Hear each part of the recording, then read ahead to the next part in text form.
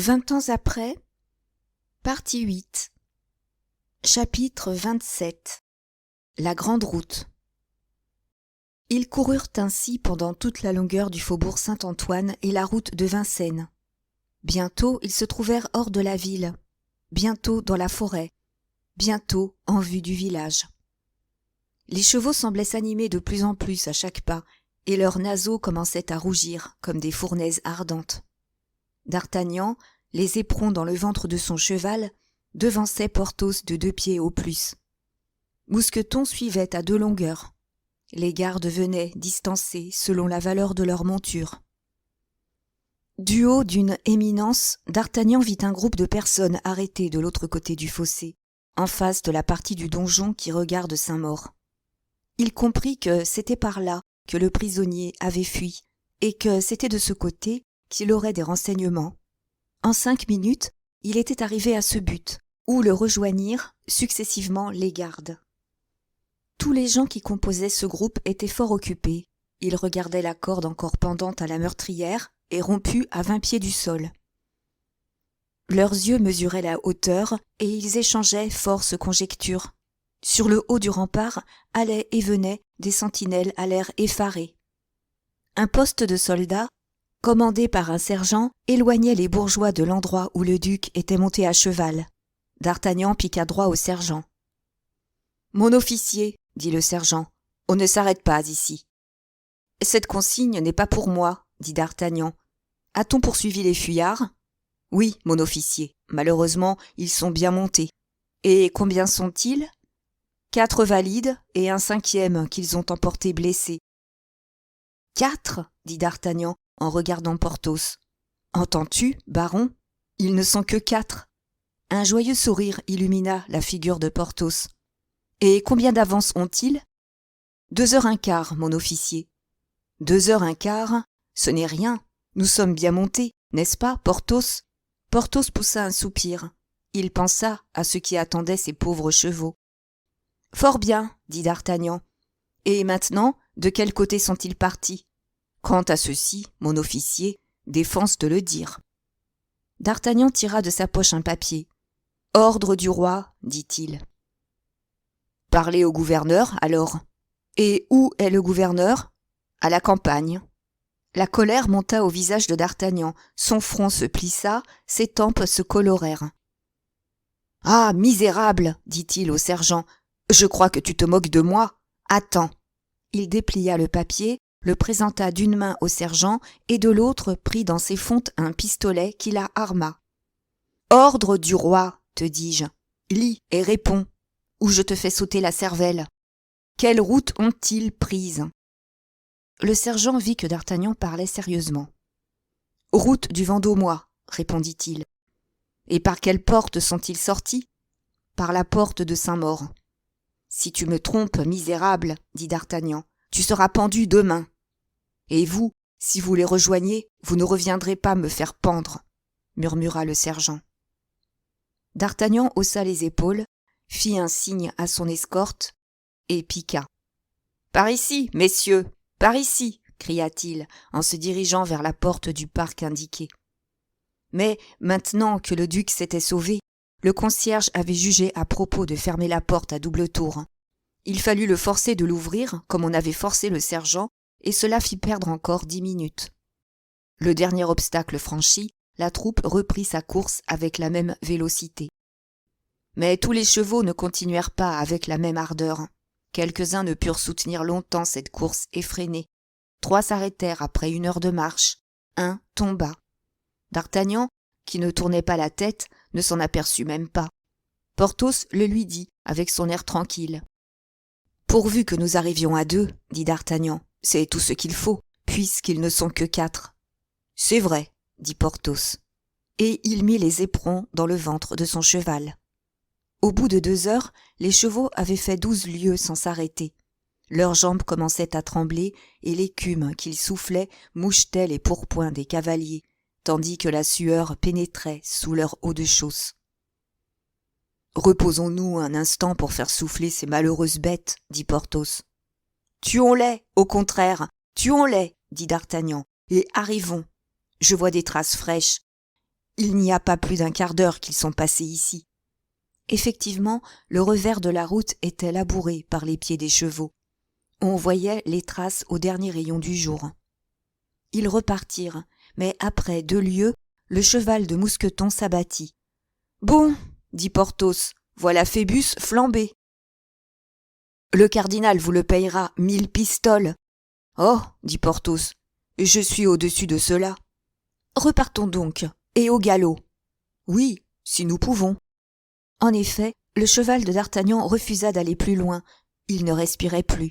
Un dernier coup d'éperon, au lieu de le faire avancer, le fit tomber. « Ah, diable !» dit Porthos. « Voilà Vulcain fourbu. »« Mordieu !» s'écria d'Artagnan en saisissant ses cheveux à pleine poignée. « Il faut donc s'arrêter. Donnez-moi votre cheval, Porthos. Eh bien, mais que diable faites-vous ?»« Eh, pardieu, je tombe !» dit Porthos. « Ou plutôt, c'est Bayard qui s'abat. » D'Artagnan voulut le faire relever pendant que Porthos se tirait comme il pouvait des étriers, mais il s'aperçut que le sang lui sortait par les naseaux.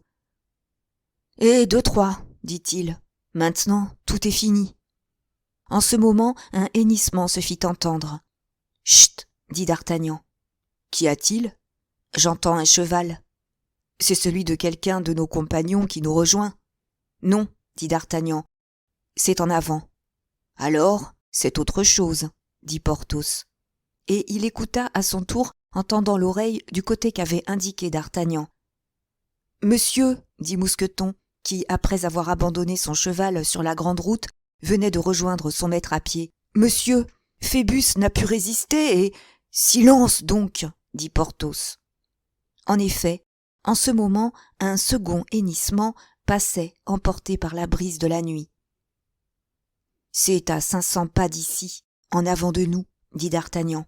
« En effet, monsieur, dit Mousqueton, et à 500 pas de nous, il y a une petite maison de chasse. »« Mousqueton, tes pistolets, dit d'Artagnan. « Je les ai à la main, monsieur. »« Porthos, prenez les vôtres dans vos fontes. »« Je les tiens. »« Bien, dit d'Artagnan en s'emparant à son tour des siens. « Maintenant, vous comprenez, Porthos ? » ?»« Pas trop. »« Nous courons pour le service du roi. »« Eh bien, pour le service du roi, nous requérons ses chevaux. »« C'est cela, dit Porthos. »« Alors, pas un mot et à l'œuvre. » Tous 3 s'avancèrent dans la nuit, silencieux comme des fantômes. À un détour de la route, ils virent briller une lumière au milieu des arbres. « Voilà la maison, dit d'Artagnan tout bas. « Laissez-moi faire, Porthos, et faites comme je ferai. » Ils se glissèrent d'arbre en arbre et arrivèrent jusqu'à 20 pas de la maison sans avoir été vus. Parvenus à cette distance, ils aperçurent, à la faveur d'une lanterne suspendue sous un hangar, 4 chevaux d'une belle mine. Un valet les pansait. Près d'eux étaient les selles et les brides. D'Artagnan s'approcha vivement, faisant signe à ses 2 compagnons de se tenir quelques pas en arrière. « J'achète ces chevaux, dit-il au valet. Celui-ci se retourna étonné, mais sans rien dire. « N'as-tu pas entendu ? Drôle, reprit d'Artagnan. « Si fait, dit celui-ci. Pourquoi ne réponds-tu pas ? Parce que ces chevaux ne sont pas à vendre. Je les prends, alors, dit d'Artagnan. Et il mit la main sur celui qui était à sa portée. Ses 2 compagnons apparurent au même moment et en firent autant. « Mais, messieurs, s'écria le laquais, ils viennent de faire une traite de 6 lieues, et il y a à peine une demi-heure qu'ils sont décellés. »« Une demi-heure de repos suffit, dit d'Artagnan, et ils n'en seront que mieux en haleine. » Le palefrenier appela à son aide. Un espèce d'intendant sortit juste au moment où d'Artagnan et ses compagnons mettaient la selle sur le dos des chevaux. L'intendant voulut faire la grosse voix. « Mon cher ami, dit d'Artagnan, si vous dites un mot, je vous brûle la cervelle. » Et il lui montra le canon d'un pistolet qu'il remit aussitôt sous son bras pour continuer sa besogne. « Mais, monsieur, dit l'intendant, savez-vous que ces chevaux appartiennent à monsieur de Montbazon ? » « Tant mieux, dit d'Artagnan. Ce doivent être de bonnes bêtes. »« Monsieur, dit l'intendant, en reculant pas à pas et en essayant de regagner la porte, je vous préviens que je vais appeler mes gens. »« Et moi, les miens, dit d'Artagnan. Je suis lieutenant aux mousquetaires du roi. J'ai 10 gardes qui me suivent. Et tenez, les entendez-vous galoper? Nous allons voir. » On n'entendait rien, mais l'intendant eut peur d'entendre. « Y êtes-vous, Porthos ?» dit d'Artagnan. « Je finis. Et vous, Mouston ? » ?»« Moi aussi. »« Alors en selle et partons. » Tous trois s'élancèrent sur leurs chevaux. « À moi !» dit l'intendant. « À moi, les laquais et les carabines !»« En route !» dit d'Artagnan. « Il va y avoir de la mousquetade. » Et tous trois partirent comme le vent. « À moi !» hurla l'intendant, tandis que le palefrenier courait vers le bâtiment voisin. « Prenez garde de tuer vos chevaux !» cria d'Artagnan en éclatant de rire. « Feu !» répondit l'intendant. Une lueur pareille à celle d'un éclair illumina le chemin. Puis, en même temps que la détonation, les 3 cavaliers entendirent siffler les balles, qui se perdirent dans l'air. « Ils tirent comme des laquais, » dit Porthos. « On tirait mieux que cela du temps de monsieur de Richelieu. Vous rappelez-vous la route de Crèvecoeur, Mousqueton ? »« Ah, monsieur, la fesse droite m'en fait encore mal. »« Êtes-vous sûr que nous sommes sur la piste, d'Artagnan ?» demanda Porthos. « Pardieu, n'avez-vous donc pas entendu ? » ?»« Quoi ? Que ces chevaux appartiennent à monsieur de Montbazon. »« Eh bien, monsieur de Montbazon est le mari de madame de Montbazon. » »« Après ? Et madame de Montbazon est la maîtresse de monsieur de Beaufort. »« Ah, je comprends, » dit Porthos. « Elle avait disposé des relais. »« Justement. Et nous courons après le duc avec les chevaux qu'il vient de quitter. »« Mon cher Porthos, vous êtes vraiment d'une intelligence supérieure, » dit d'Artagnan de son air moitié figue, moitié raisin. « Peu, » fit Porthos. « Voilà comme je suis, moi. » On courut ainsi 1 heure. Les chevaux étaient blancs d'écume et le sang leur coulait du ventre. « Hein, qu'ai-je vu là-bas » dit d'Artagnan. « Vous êtes bien heureux si vous y voyez quelque chose par une pareille nuit, » dit Porthos.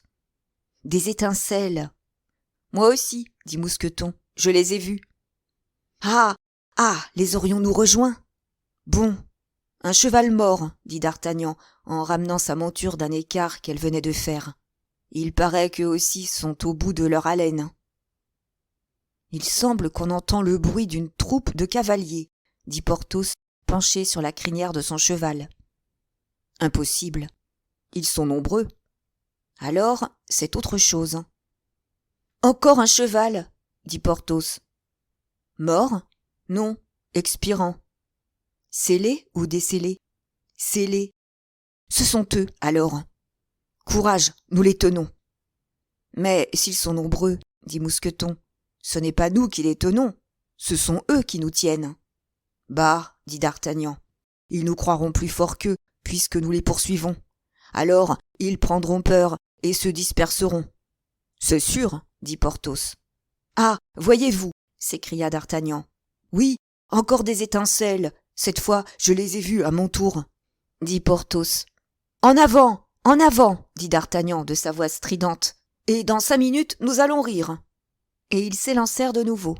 Les chevaux furieux de douleur et d'émulation volaient sur la route sombre, au milieu de laquelle on commençait d'apercevoir une masse plus compacte et plus obscure que le reste de l'horizon. Chapitre 28. Rencontre. On courut 10 minutes encore ainsi. Soudain, 2 points noirs se détachèrent de la masse, avancèrent, grossirent, et, à mesure qu'ils grossissaient, prirent la forme de 2 cavaliers. « Oh, dit d'Artagnan, « on vient à nous. »« Tant pis pour ceux qui viennent, » dit Porthos. « Qui va là ?» cria une voix rauque. Les 3 cavaliers lancés ne s'arrêtèrent ni ne répondirent. Seulement, on entendit le bruit des épées qui sortaient du fourreau et le cliquetis des chiens de pistolet qu'armaient les 2 fantômes noirs. « Bride aux dents !» dit d'Artagnan. Porthos comprit, et d'Artagnan et lui tirèrent chacun de la main gauche un pistolet de leur fonte et l'armèrent à leur tour.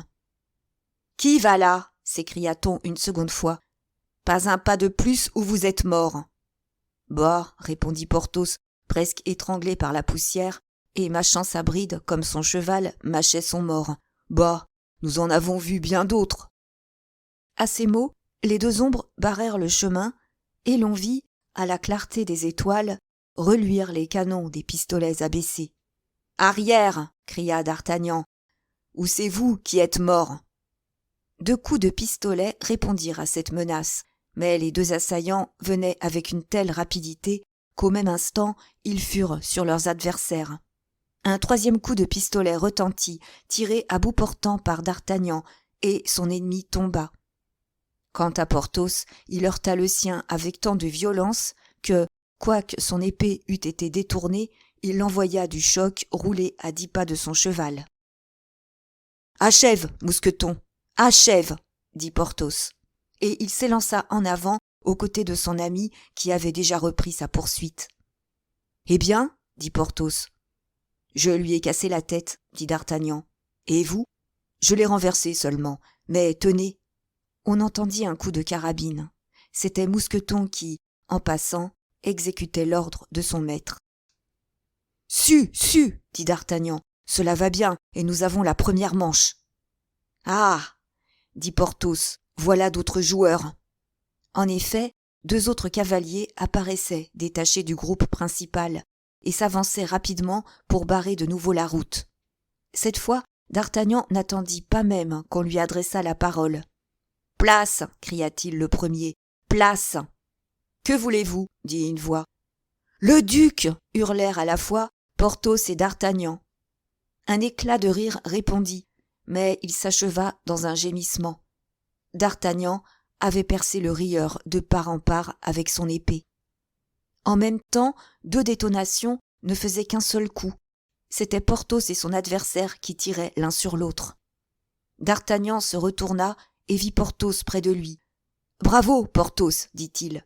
Vous l'avez tué, ce me semble. »« Je crois que je n'ai touché que le cheval, » dit Porthos. « Que voulez-vous, mon cher ? On ne fait pas mouche à tout coup, et il ne faut pas se plaindre quand on met dans la carte. Et, parbleu, qu'a donc mon cheval ? » « Votre cheval a qu'il s'abat, » dit Porthos en arrêtant le sien. En effet, le cheval de d'Artagnan butait et tombait sur les genoux, puis il poussa un râle et se coucha. Il avait reçu, dans le poitrail, la balle du premier adversaire de d'Artagnan. D'Artagnan poussa un juron à faire éclater le ciel. « Monsieur veut-il un cheval ?» dit Mousqueton. « Pardieu, si j'en veux un !» cria d'Artagnan. « Voici, » dit Mousqueton. « Comment diable as-tu 2 chevaux de main ?» dit d'Artagnan en sautant sur l'un d'eux. « Leurs maîtres sont morts, j'ai pensé qu'ils pouvaient nous être utiles, et je les ai pris. » Pendant ce temps, Porthos avait rechargé son pistolet. « Alerte !» dit d'Artagnan. « En voilà 2 autres. »« Ah ça, mais il y en aura donc jusqu'à demain !» dit Porthos. En effet, 2 autres cavaliers s'avançaient rapidement. « Eh, monsieur !» dit Mousqueton, « celui que vous avez renversé se relève. »« Pourquoi n'en as-tu pas fait autant que du premier ?»« J'étais embarrassé, monsieur, je tenais les chevaux. » Un coup de feu partit. Mousqueton jeta un cri de douleur. « Ah, monsieur !» cria-t-il. « Dans l'autre ! Juste dans l'autre ! Ce coup-là fera le pendant de celui de la route d'Amiens. » Porthos se retourna comme un lion, fondit sur le cavalier démonté, qui essaya de tirer son épée, mais avant qu'elle fût hors du fourreau, Porthos, du pommeau de la sienne, lui avait porté un si terrible coup sur la tête qu'il était tombé comme un bœuf sous la masse du boucher. Mousqueton, tout en gémissant, s'était laissé glisser le long de son cheval. La blessure qu'il avait reçue ne lui permettait pas de rester en selle. En apercevant les cavaliers, d'Artagnan s'était arrêté et avait rechargé son pistolet. De plus, son nouveau cheval avait une carabine à l'arçon de la selle. « Me voilà !» dit Porthos. « Attendons-nous ou chargeons-nous ?»« Chargeons !» dit d'Artagnan. « Chargeons !» dit Porthos. Ils enfoncèrent leurs éperons dans le ventre de leurs chevaux. Les cavaliers n'étaient plus qu'à 20 pas d'eux. « De par le roi !» cria d'Artagnan. « Laissez-nous passer !»« Le roi n'a rien à faire ici !» répliqua une voix sombre et vibrante qui semblait sortir d'une nuée, car le cavalier arrivait enveloppé d'un tourbillon de poussière. « C'est bien, nous verrons si le roi ne passe pas partout, » reprit d'Artagnan. « Voyez, » dit la même voix, 2 coups de pistolet partirent presque en même temps, un tiré par d'Artagnan, l'autre par l'adversaire de Porthos. La balle de d'Artagnan enleva le chapeau de son ennemi. La balle de l'adversaire de Porthos traversa la gorge de son cheval, qui tomba raide en poussant un gémissement. « Pour la dernière fois, où allez-vous » dit la même voix. « Au diable » répondit d'Artagnan. « Bon, soyez tranquille alors, vous arriverez. » D'Artagnan vit s'abaisser vers lui le canon d'un mousquet. Il n'avait pas le temps de fouiller à ses fontes. Il se souvint d'un conseil que lui avait donné autrefois Athos. Il fit cabrer son cheval. La balle frappa l'animal en plein ventre. D'Artagnan sentit qu'il manquait sous lui, et avec son agilité merveilleuse se jeta de côté. « Ah ça, mais... » dit la même voix vibrante et railleuse. « C'est une boucherie de chevaux, et non un combat d'hommes que nous faisons là. À l'épée, monsieur, à l'épée !» Et il sauta à bas de son cheval. « À l'épée, soit, » dit d'Artagnan, « c'est mon affaire. » En 2 bonds, d'Artagnan fut contre son adversaire, dont il sentit le fer sur le sien. D'Artagnan, avec son adresse ordinaire, avait engagé l'épée en tierce, sa garde favorite. Pendant ce temps, Porthos, agenouillé derrière son cheval, qui trépignait dans les convulsions de l'agonie, tenait un pistolet dans chaque main.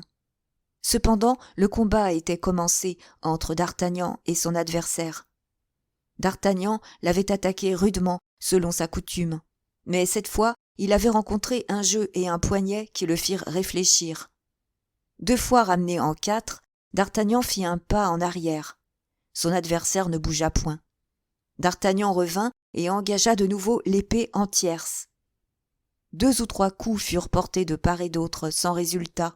Les étincelles jaillissaient par gerbes des épées. Enfin, d'Artagnan pensa que c'était le moment d'utiliser sa feinte favorite. Il l'amena fort habilement, l'exécuta avec la rapidité de l'éclair et porta le coup avec une vigueur qu'il croyait irrésistible. Le coup fut paré. « Mordius !» s'écria-t-il avec son accent gascon. À cette exclamation, son adversaire bondit en arrière et, penchant sa tête découverte, il s'efforça de distinguer à travers les ténèbres le visage de d'Artagnan. Quant à d'Artagnan, craignant une feinte, il se tenait sur la défensive. « Prenez garde, » dit Porthos à son adversaire, « j'ai encore mes 2 pistolets chargés. »« Raison de plus pour que vous tiriez le premier, » répondit celui-ci. Porthos tira, un éclair illumina le champ de bataille. À cette lueur, les 2 autres combattants jetèrent chacun un cri. « Athos » dit d'Artagnan. « D'Artagnan » dit Athos. Athos leva son épée. D'Artagnan baissa la sienne. « Aramis » cria Athos, « ne tirez pas !»« Ah ! Ah ! C'est vous, Aramis » dit Porthos, et il jeta son pistolet. Aramis repoussa le sien dans ses fontes et remit son épée au fourreau. « Mon fils » dit Athos en tendant la main à d'Artagnan. C'était le nom qu'il lui donnait autrefois dans ses moments de tendresse. « Athos » dit d'Artagnan en se tordant les mains, « vous le défendez donc ? Et moi qui avais juré de le ramener mort ou vif. Ah ! Je suis déshonoré. »« Tuez-moi » dit Athos en découvrant sa poitrine, « si votre honneur a besoin de ma mort. »« Oh, malheur à moi ! Malheur à moi !» s'écriait d'Artagnan. « Il n'y avait qu'un homme au monde qui pouvait m'arrêter, et il faut que la fatalité mette cet homme sur mon chemin. Ah ! Que dirais-je au cardinal ?»« Vous lui direz, monsieur, » répondit une voix qui dominait le champ de bataille, « qu'il avait envoyé contre moi les 2 seuls hommes capables de renverser 4 hommes, de lutter corps à corps sans désavantage contre le comte de la Fère et le chevalier d'Herblay, et de ne se rendre qu'à 50 hommes. »« Le prince » dirent en même temps Athos et Aramis en faisant un mouvement pour démasquer le duc de Beaufort, tandis que d'Artagnan et Porthos faisaient de leur côté un pas en arrière. « 50 cavaliers » murmurèrent d'Artagnan et Porthos. « Regardez autour de vous, messieurs, si vous en doutez, » dit le duc. D'Artagnan et Porthos regardèrent autour d'eux. Ils étaient en effet entièrement enveloppés par une troupe d'hommes à cheval. « Au bruit de votre combat, » dit le duc, « j'ai cru que vous étiez 20 hommes, et je suis revenu avec tous ceux qui m'entouraient. Là, de toujours fuir, et désireux de tirer un peu l'épée à mon tour. Vous n'étiez que 2. Oui, monseigneur, dit Athos, mais vous l'avez dit, 2 qui en valent 20. Allons, messieurs, vos épées, dit le duc. Nos épées, dit D'Artagnan, relevant la tête et revenant à lui. Nos épées? Jamais. Jamais, dit Porthos. Quelques hommes firent un mouvement. Un instant, monseigneur, dit Athos. 2 mots. Et il s'approcha du prince, qui se pencha vers lui et auquel il dit quelques paroles tout bas. Comme vous voudrez, comte, dit le prince. Je suis trop votre obligé pour vous refuser votre première demande. Écartez-vous, messieurs, dit-il aux hommes de son escorte. Messieurs d'Artagnan et du Vallon, vous êtes libres. L'ordre fut aussitôt exécuté, et D'Artagnan et Porthos se trouvèrent former le centre d'un vaste cercle. Maintenant, d'Herblay, dit Athos, descendez de cheval, et venez. Aramis mit pied à terre, et s'approcha de Porthos, tandis qu'Athos s'approchait de D'Artagnan. Tous 4 alors se trouvèrent réunis. « Amis, dit Athos, regrettez-vous encore de n'avoir pas versé notre sang ? » « Non, dit D'Artagnan, je regrette de nous voir les uns contre les autres, nous qui avions toujours été si bien unis. Je regrette de nous rencontrer dans 2 camps opposés. Ah, rien ne nous réussira plus. »« Oh, mon Dieu, non, c'est fini, dit Porthos. »« Eh bien, soyez des nôtres, alors, dit Aramis.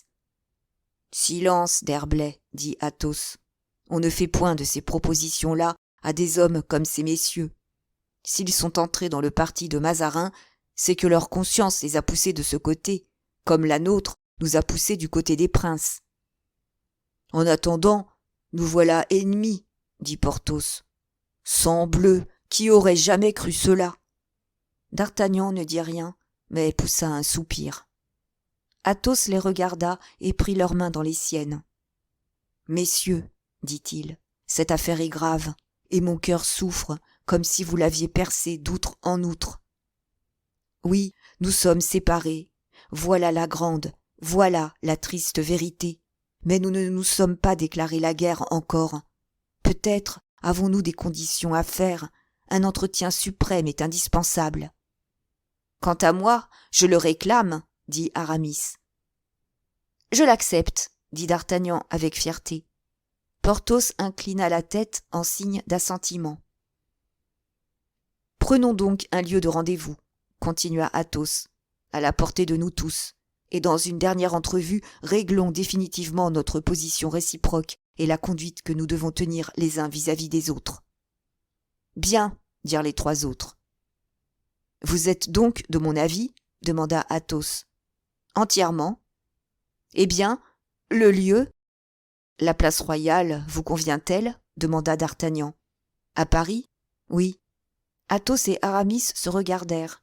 Aramis fit un signe de tête approbatif. « La place royale, soit, dit Athos. Et quand cela ? Demain soir, si vous voulez. Serez-vous de retour ? Oui. À quelle heure ? À 10 heures de la nuit. Cela vous convient-il ? À merveille. De là, dit Athos, sortira la paix ou la guerre. Mais notre honneur, du moins, ami, sera sauf. Hélas, murmura D'Artagnan, notre honneur de soldat est perdu, à nous. D'Artagnan, dit gravement Athos, je vous jure que vous me faites mal de penser à ceci, quand je ne pense, moi, qu'à une chose, c'est que nous avons croisé l'épée l'un contre l'autre. Oui, continua-t-il en secouant douloureusement la tête, oui, vous l'avez dit, le malheur est sur nous. Venez, Aramis. Et nous, Porthos, dit D'Artagnan, retournons porter notre honte au cardinal. Et dites-lui surtout, cria une voix, que je ne suis pas trop vieux pour être un homme d'action. D'Artagnan reconnut la voix de Rochefort. Puis-je quelque chose pour vous, messieurs ? Dit le prince. Rendre témoignage que nous avons fait ce que nous avons pu, monseigneur. Soyez tranquilles, cela sera fait. Adieu, messieurs. Dans quelque temps, nous nous reverrons, je l'espère, sous Paris et même dans Paris peut-être, et alors vous pourrez prendre votre revanche. » À ces mots, le duc salua de la main, remit son cheval au galop et disparut suivi de son escorte, dont la vue alla se perdre dans l'obscurité et le bruit dans l'espace. D'Artagnan et Porthos se trouvèrent seuls sur la grande route avec un homme qui tenait 2 chevaux de main. Ils crurent que c'était Mousqueton et s'approchèrent. « Que vois-je » s'écria d'Artagnan. « C'est toi, Grimaud ?»« Grimaud » dit Porthos. Grimaud fit signe aux 2 amis qu'ils ne se trompaient pas. « Et à qui les chevaux ?» demanda d'Artagnan. « Qui nous les donne ?» demanda Porthos. « Monsieur le comte de la Fère. »« Athos, Athos, » murmura d'Artagnan. « Vous pensez à tout, et vous êtes vraiment un gentilhomme. »« À la bonne heure, » dit Porthos. « J'avais peur d'être obligé de faire l'étape à pied. » Et il se mit en selle. D'Artagnan y était déjà. « Eh bien, où vas-tu donc, Grimaud ?» demanda d'Artagnan. « Tu quittes ton maître ?»« Oui, » dit Grimaud, « je vais rejoindre le vicomte de Bragelonne à l'armée de Flandre. » Ils firent alors silencieusement quelques pas sur le grand chemin en venant vers Paris, mais tout à coup, ils entendirent des plaintes qui semblaient sortir d'un fossé. « Qu'est-ce que cela ?» demanda d'Artagnan. « Cela, » dit Porthos, « c'est Mousqueton. »« Eh oui, monsieur, c'est moi !» dit une voix plaintive, tandis qu'une espèce d'ombre se dressait sur le revers de la route. Porthos courut à son intendant, auquel il était réellement attaché. « Serais-tu blessé dangereusement, mon cher Mouston ?» dit-il. « Mouston ?» reprit Grimaud en ouvrant des yeux ébahis. « Non, monsieur, je ne crois pas, mais je suis blessé d'une manière fort gênante. »« Alors, tu ne peux pas monter à cheval ? » ?»« Ah, monsieur, que me proposez-vous là ? Peux-tu aller à pied ? Je tâcherai jusqu'à la première maison. »« Comment faire ? » dit d'Artagnan. « Il faut cependant que nous revenions à Paris. »« Je me charge de Mousqueton, » dit Grimaud. « Merci, mon bon Grimaud, » dit Porthos. Grimaud mit pied à terre et alla donner le bras à son ancien ami qui l'accueillit, les larmes aux yeux, sans que Grimaud pût positivement savoir si ces larmes venaient du plaisir de le revoir ou de la douleur que lui causait sa blessure. Quant à d'Artagnan et à Porthos, ils continuèrent silencieusement leur route vers Paris.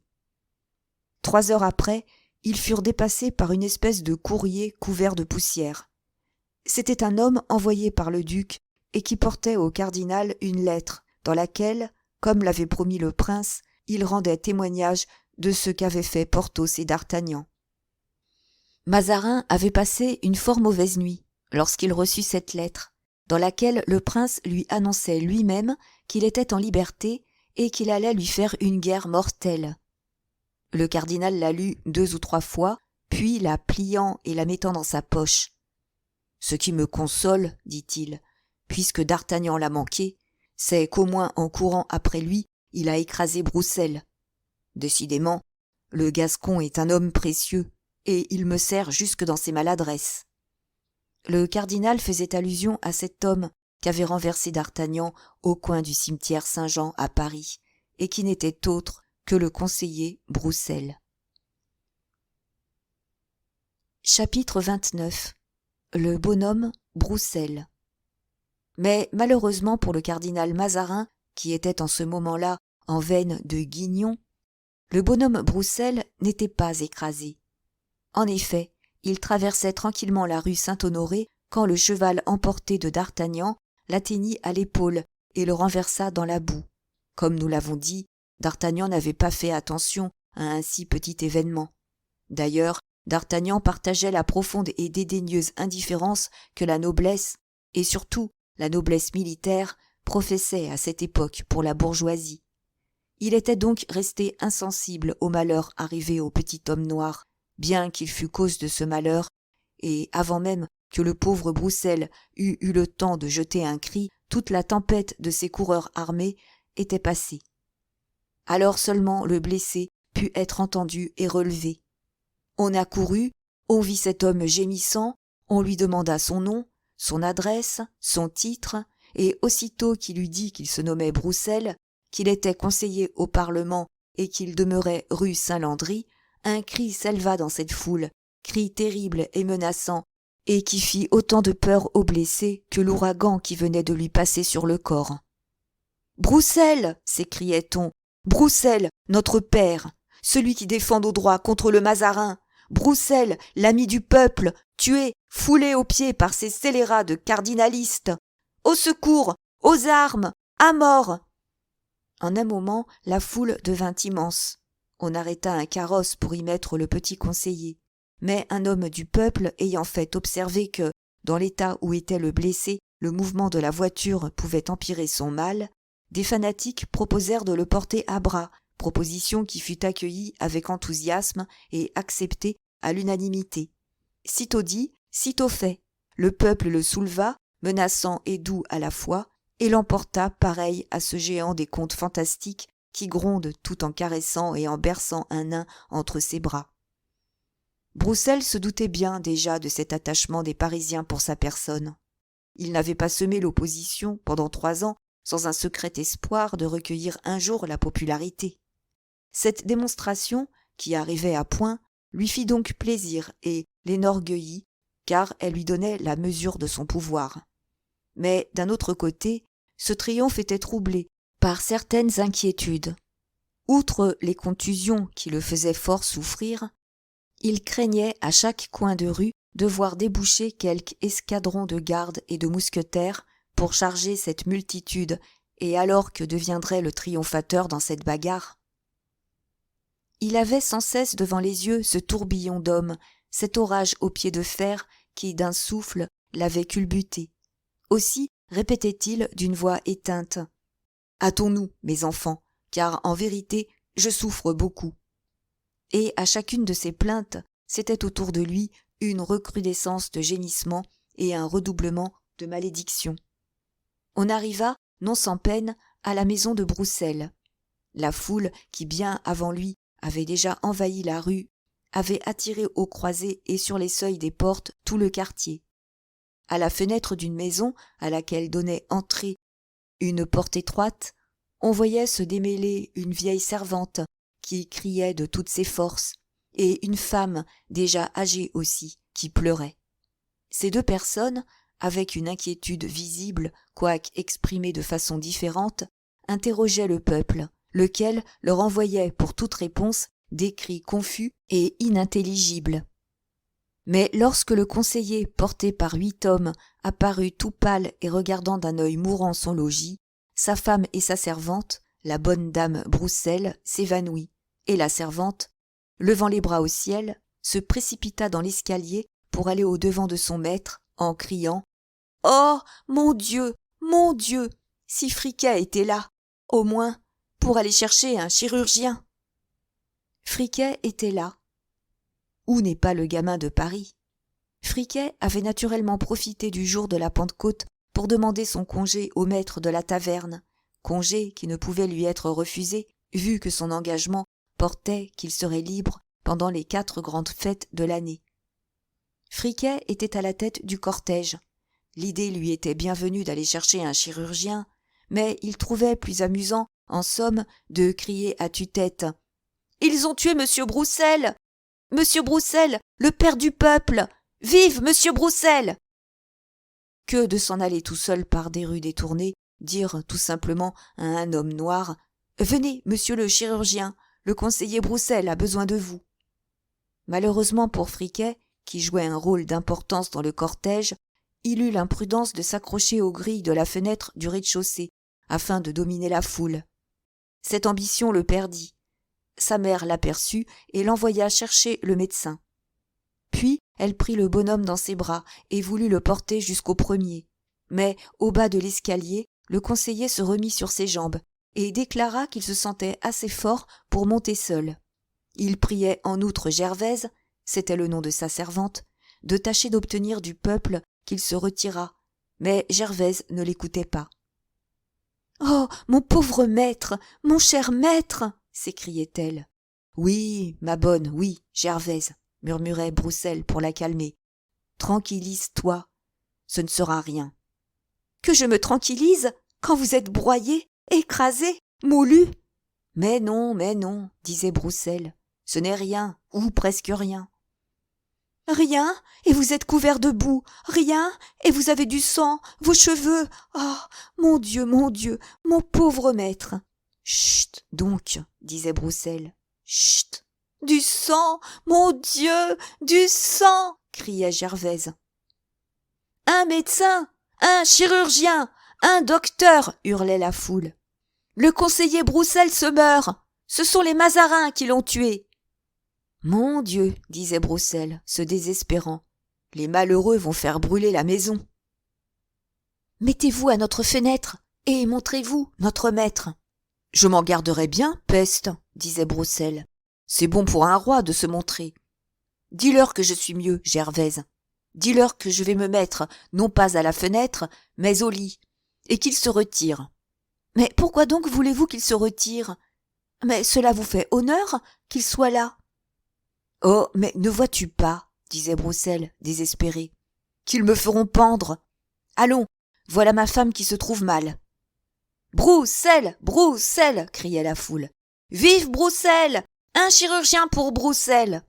Ils firent tant de bruit que ce qu'avait prévu Broussel arriva. Un peloton de garde balaya avec la crosse des mousquets cette multitude assez inoffensive du reste. Mais au premier cri de « La garde! Les soldats !» Broussel, qui tremblait qu'on ne le prît pour l'instigateur de ce tumulte, se fourra tout habillé dans son lit. Grâce à cette balayade, la vieille Gervaise, sur l'ordre 3 fois réitéré de Broussel, parvint à fermer la porte de la rue. Mais à peine la porte fut-elle fermée, et Gervaise remontée près de son maître, que l'on heurta fortement à cette porte. Madame Broussel, revenue à elle, déchaussait son mari par le pied de son lit, tout en tremblant comme une feuille. « Regardez qui frappe, dit Broussel, et n'ouvrez qu'à bon escient, Gervaise. » Gervaise regarda. « C'est monsieur le président Blancmesnil, dit-elle. »« Alors, dit Broussel, il n'y a pas d'inconvénient. Ouvrez. » « Eh bien, dit le président en entrant, que vous ont-ils donc fait, mon cher Broussel? J'entends dire que vous avez failli être assassiné. » « Le fait est que, selon toute probabilité, quelque chose a été tramé contre ma vie, répondit Broussel avec une fermeté qui parut stoïque. Mon pauvre ami, oui, ils ont voulu commencer par vous, mais notre tour viendra à chacun, et ne pouvant nous vaincre en masse, ils chercheront à nous détruire les uns après les autres. Si j'en réchappe, dit Broussel, je veux les écraser à leur tour sous le poids de ma parole. Vous en reviendrez, dit Blancmesnil, et pour leur faire payer cher cette agression. Madame Broussel pleurait à chaudes larmes. Gervaise se désespérait. Qu'y a-t-il donc? S'écria un beau jeune homme aux formes robustes en se précipitant dans la chambre. Mon père blessé? Vous voyez une victime de la tyrannie, dit Blancmesnil en vrai spartiate. Oh, dit le jeune homme en se retournant vers la porte. Malheur à ceux qui vous ont touché, mon père. Jacques, dit le conseiller en le relevant, allez plutôt chercher un médecin, mon ami. J'entends les cris du peuple, dit la vieille. C'est sans doute Friquet qui en amène un. Mais non, c'est un carrosse. Blancmesnil regarda par la fenêtre. Le coadjuteur, dit-il. Monsieur le coadjuteur, répéta Broussel. Eh, mon Dieu, attendez donc que j'aille au-devant de lui. Et le conseiller, oubliant sa blessure, allait s'élancer à la rencontre de monsieur de Retz, si Blancmesnil ne l'eût arrêté. Eh bien, mon cher Broussel, dit le coadjuteur en entrant, qu'y a-t-il donc? On parle de guet-apens, d'assassinat? Bonjour, monsieur Blancmesnil. J'ai pris en passant mon médecin, et je vous l'amène. Ah, monsieur, dit Broussel, que de grâce je vous dois. Il est vrai que j'ai été cruellement renversé et foulé aux pieds par les mousquetaires du roi. Dites du cardinal, reprit le coadjuteur, dites du Mazarin. Mais nous lui ferons payer tout cela, soyez tranquille. N'est-ce pas, monsieur de Blancmesnil? Blancmesnil s'inclinait, lorsque la porte s'ouvrit tout à coup, poussée par un coureur. Un laquais à grande livrée le suivait, qui annonça à haute voix « Monsieur le duc de Longueville !» Quoi? S'écria Broussel. Monsieur le duc, ici? Quel honneur à moi! Ah, monseigneur! Je viens gémir, monsieur, dit le duc, sur le sort de notre brave défenseur. Êtes-vous donc blessé, mon cher conseiller? Si je l'étais, votre visite me guérirait, monseigneur. Vous souffrez, cependant. Beaucoup, dit Broussel. J'ai amené mon médecin, dit le duc. Permettez-vous qu'il entre. Comment donc? Dit Broussel. Le duc fit signe à son laquais, qui introduisit un homme noir. J'avais eu la même idée que vous, mon prince, dit le coadjuteur. Les deux médecins se regardèrent. Ah, c'est vous, monsieur le coadjuteur, dit le duc. Les amis du peuple se rencontrent sur leur véritable terrain. Ce bruit m'avait effrayé, et je suis accouru, mais je crois que le plus pressé serait que les médecins visitassent notre brave conseiller. Devant vous, messieurs, dit Broussel, tout intimidé. Pourquoi pas, mon cher? Nous avons hâte, je vous le jure, de savoir ce qu'il en est. Eh, mon Dieu, dit madame Broussel, qu'est-ce encore que ce nouveau tumulte? On dirait des applaudissements, dit Blancmesnil en courant à la fenêtre. Quoi? S'écria Broussel, pâlissant. Qu'y a-t-il encore? La livrée de monsieur le prince de Conti, s'écria Blancmesnil. Monsieur le prince de Conti lui-même. Le coadjuteur et monsieur de Longueville avaient une énorme envie de rire. Les médecins allaient lever la couverture de Broussel. Broussel les arrêta. En ce moment, le prince de Conti entra. « Ah, messieurs, dit-il, en voyant le coadjuteur, vous m'avez prévenu. Mais il ne faut pas m'en vouloir, mon cher monsieur Broussel. Quand j'ai appris votre accident, j'ai cru que vous manqueriez peut-être de médecin, et j'ai passé pour prendre le mien. Comment allez-vous, et qu'est-ce que cet assassinat dont on parle ?» Broussel voulut parler, mais les paroles lui manquèrent. Il était écrasé sous le poids des honneurs qui lui arrivaient. « Eh bien, mon cher docteur, voyez, dit le prince de Conti à un homme noir qui l'accompagnait. « Messieurs, dit un des médecins, c'est alors une consultation. »« C'est ce que vous voudrez, dit le prince, mais rassurez-moi vite sur l'état de ce cher conseiller. » Les trois médecins s'approchèrent du lit. Broussel tirait la couverture à lui de toutes ses forces, mais malgré sa résistance, il fut dépouillé et examiné. Il n'avait qu'une contusion au bras et l'autre à la cuisse. Les trois médecins se regardèrent, ne comprenant pas qu'on eût réuni trois des hommes les plus savants de la faculté de Paris pour une pareille misère. « Eh bien, dit le coadjuteur. « Eh bien, dit le duc. « Eh bien, dit le prince. »« Nous espérons que l'accident n'aura pas de suite, dit l'un des trois médecins. Nous allons nous retirer dans la chambre voisine pour faire l'ordonnance. »« Broussel! Des nouvelles de Broussel !» criait le peuple. « Comment va Broussel ?» Le coadjuteur courut à la fenêtre. À sa vue, le peuple fit silence. « Mes amis, dit-il, rassurez-vous, monsieur Broussel est hors de danger. Cependant, sa blessure est sérieuse et le repos est nécessaire. » Les cris « Vive Broussel ! Vive le coadjuteur !» retentirent aussitôt dans la rue. Monsieur de Longueville fut jaloux et alla à son tour à la fenêtre. « Vive monsieur de Longueville !» cria-t-on aussitôt.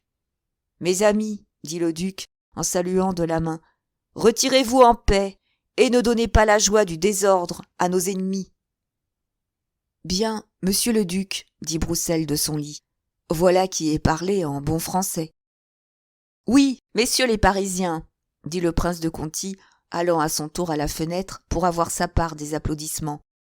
Oui, monsieur Broussel vous en prie. D'ailleurs, il a besoin de repos et le bruit pourrait l'incommoder.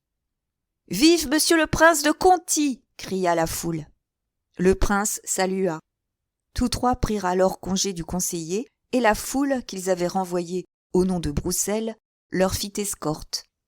Ils étaient sur les quais que Broussel de son lit saluait encore. La vieille servante, stupéfaite, regardait son maître avec admiration. Le conseiller avait grandi d'un pied à ses yeux. « Voilà ce que c'est que de servir son pays selon sa conscience, dit Broussel avec satisfaction. Les médecins sortirent après 1 heure de délibération et ordonnèrent de bassiner les contusions avec de l'eau et du sel. Ce fut toute la journée une procession de carrosses. Toute la fronde se fit inscrire chez Broussel. « Quel beau triomphe, mon père !» dit le jeune homme, qui, ne comprenant pas le véritable motif qui poussait tous ces gens-là chez son père, prenait au sérieux cette démonstration des grands, des princes et de leurs amis.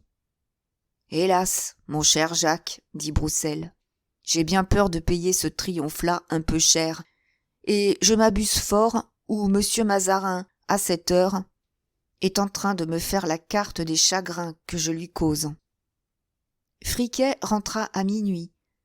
Il n'avait pas pu trouver de médecin. Chapitre 30. 4 anciens amis s'apprêtent à se revoir. « Eh bien, dit Porthos, assis dans la cour de l'hôtel de la Chevrette, à D'Artagnan, qui, la figure allongée et maussade, rentrait du palais cardinal. « Eh bien, il vous a mal reçu, mon brave D'Artagnan ?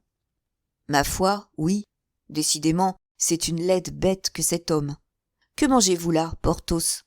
Et, vous voyez, je trempe un biscuit dans un verre de vin d'Espagne. Faites-en autant. Vous avez raison.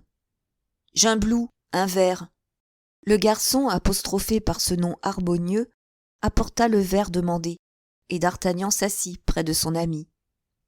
« Comment cela s'est-il passé ?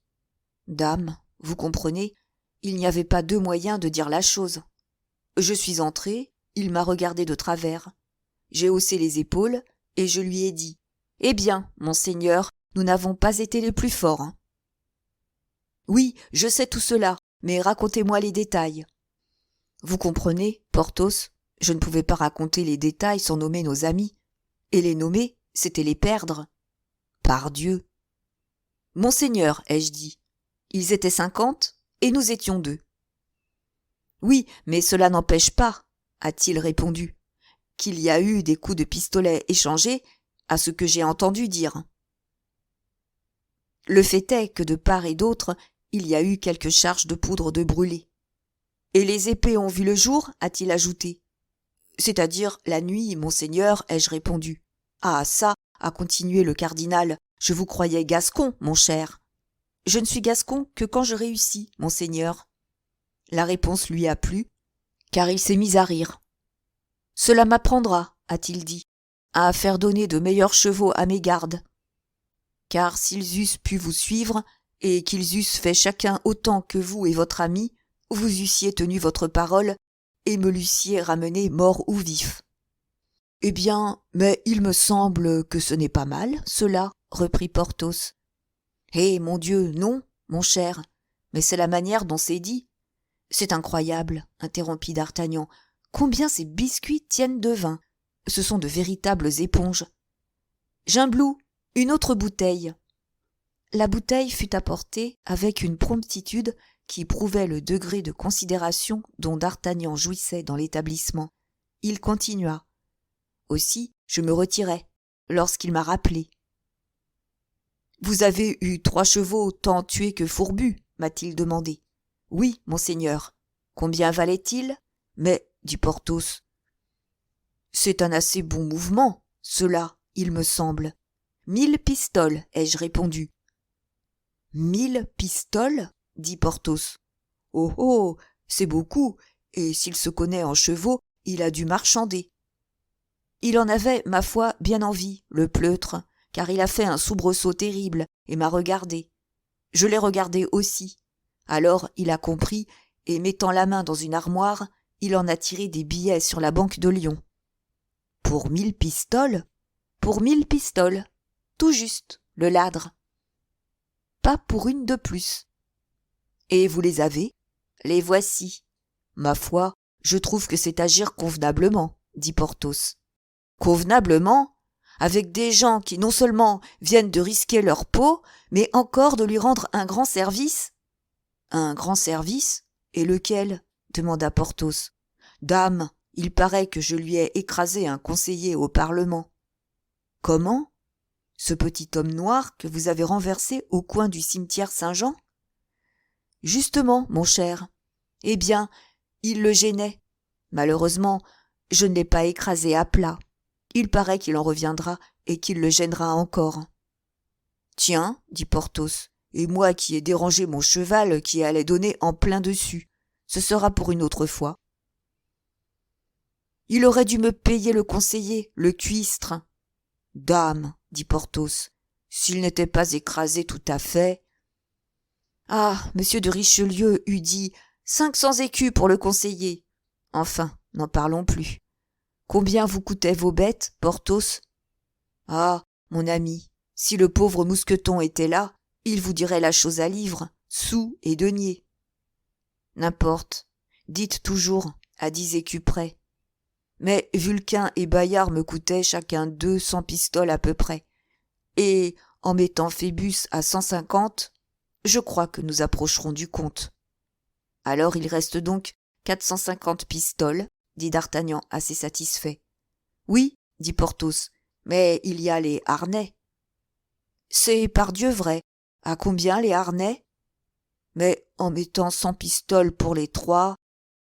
Va pour 100 pistoles, dit D'Artagnan. Il reste alors 350 pistoles.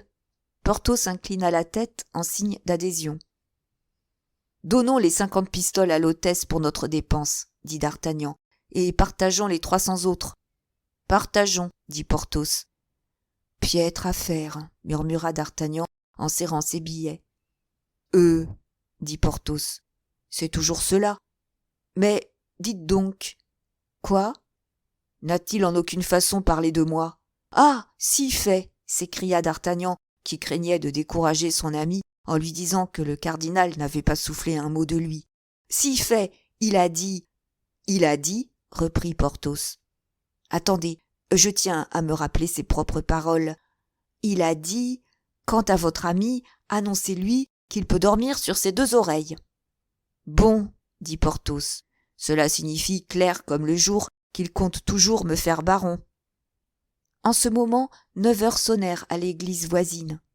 D'Artagnan tressaillit. Ah, c'est vrai, dit Porthos. Voilà 9 heures qui sonnent, et c'est à 10, vous vous le rappelez, que nous avons rendez-vous à la place royale. Ah, tenez, Porthos, taisez-vous, s'écria D'Artagnan avec un mouvement d'impatience. Ne me rappelez pas ce souvenir. C'est cela qui m'a rendu maussade depuis hier. Je n'irai pas. Et pourquoi? Demanda Porthos. Parce que ce m'est une chose douloureuse que de revoir ces 2 hommes qui ont fait échouer notre entreprise.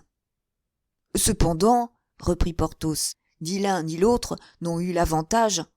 J'avais encore un pistolet chargé, et vous étiez en face l'un de l'autre, l'épée à la main. Oui, dit D'Artagnan, mais si ce rendez-vous cache quelque chose... Oh, dit Porthos, vous ne le croyez pas, D'Artagnan. C'était vrai. D'Artagnan ne croyait pas Athos capable d'employer la ruse, mais il cherchait un prétexte de ne point aller à ce rendez-vous. Il faut y aller, continua le superbe seigneur de Bracieux. Il croirait que nous avons eu peur. Et, cher ami, nous avons bien affronté 50 ennemis sur la grande route. Nous affronterons bien 2 amis sur la place royale. Oui, oui, dit D'Artagnan, je le sais. Mais ils ont pris le parti des princes sans nous en prévenir. Mais Athos et Aramis ont joué avec moi un jeu qui m'alarme. Nous avons découvert la vérité hier. À quoi sert-il d'aller apprendre aujourd'hui autre chose? Vous vous défiez donc réellement? Dit Porthos. D'Aramis, oui, depuis qu'il est devenu abbé. Vous ne pouvez pas vous figurer, mon cher, ce qu'il est devenu. Il nous voit sur le chemin qui doit le conduire à son évêché, et ne serait pas fâché de nous supprimer peut-être. Ah, de la part d'Aramis, c'est autre chose, dit Porthos, et cela ne m'étonnerait pas.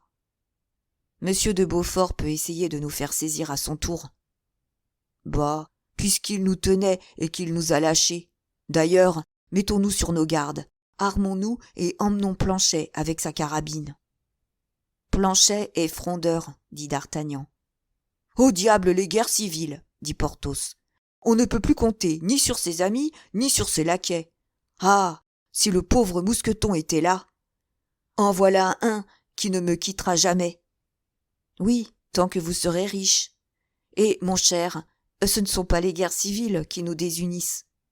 C'est que nous n'avons plus 20 ans chacun, c'est que les loyaux élans de la jeunesse ont disparu pour faire place au murmure des intérêts, au souffle des ambitions, au conseil de l'égoïsme.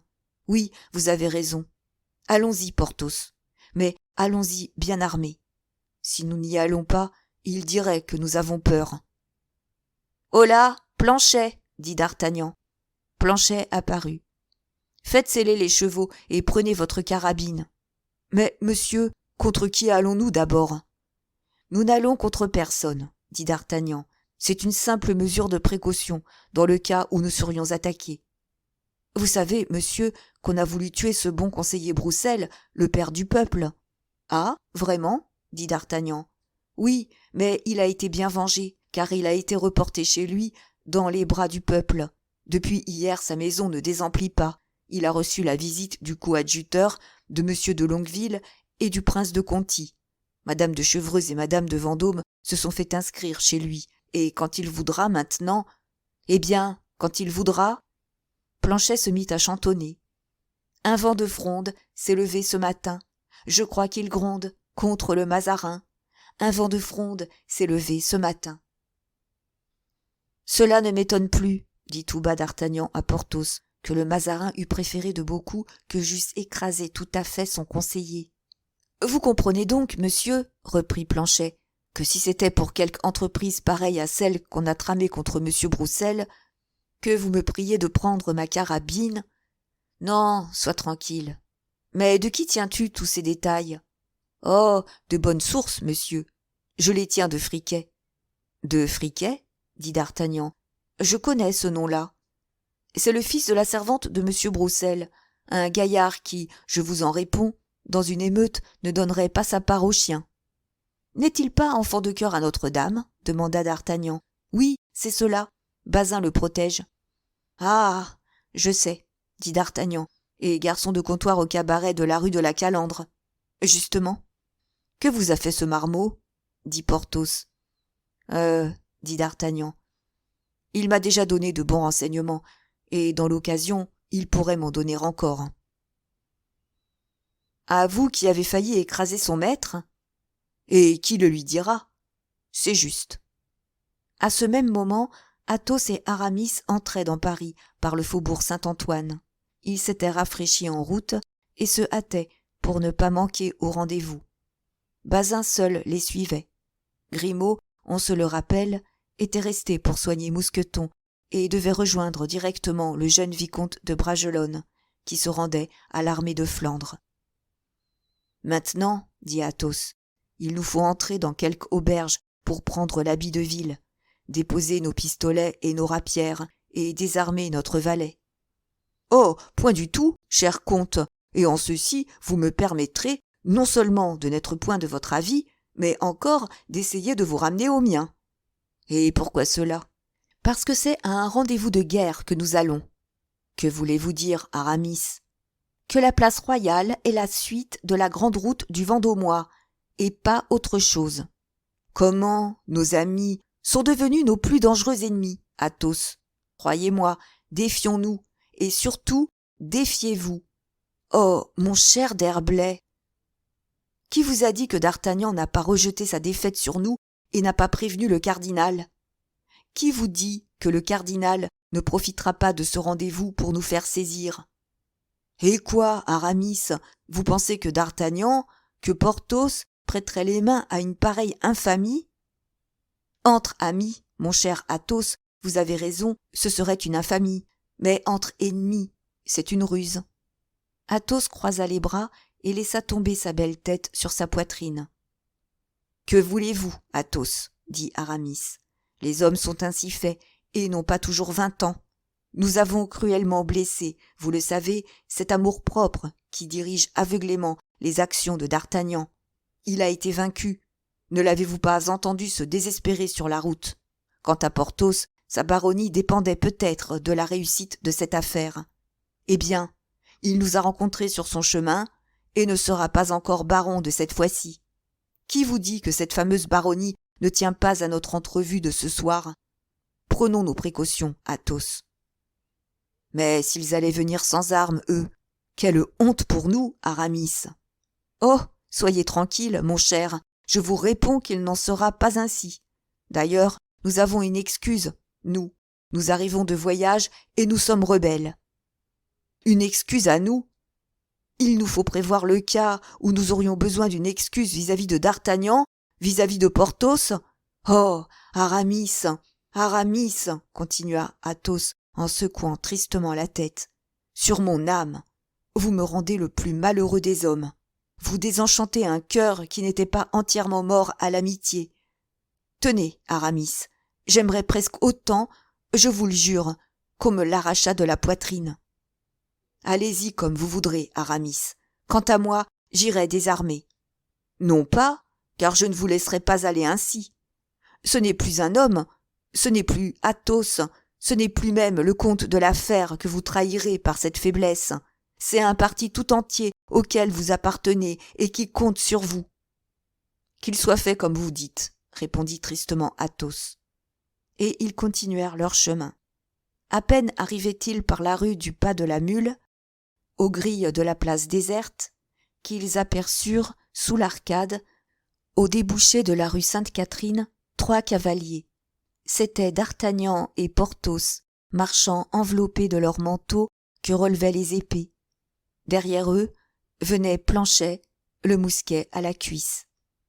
Athos et Aramis descendirent de cheval en apercevant D'Artagnan et Porthos. Ceux-ci en firent autant.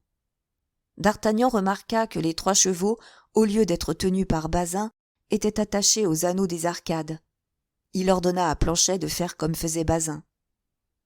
Alors ils s'avancèrent, 2 contre 2, suivis des valets, à la rencontre les uns des autres, et se saluèrent poliment.